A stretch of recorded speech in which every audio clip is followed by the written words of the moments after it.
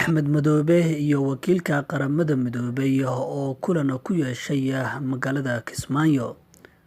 Wakiilka xogayaha guud ee qaramada midoobay ee Soomaaliya James Swan ayaa sheegay in loo baahan yahay in deegaanada Jubbaland ay ka qabsoonto doorasho xor iyo xalaal ah taas oo waqtigeeda ku dhacda.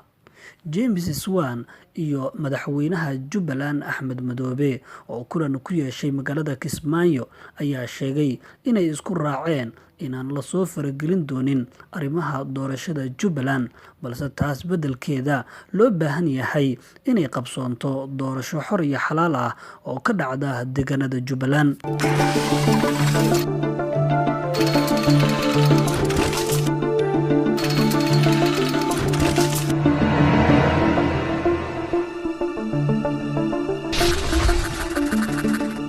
nin 27 sano hawdka ku noolaa Christopher waa 20 sano jir, wuxuu ahaa darawal gaari gaar ahaan gobolka Maine ee dalka Mareykanka. Sidaas ayuuna ku noqday durgal.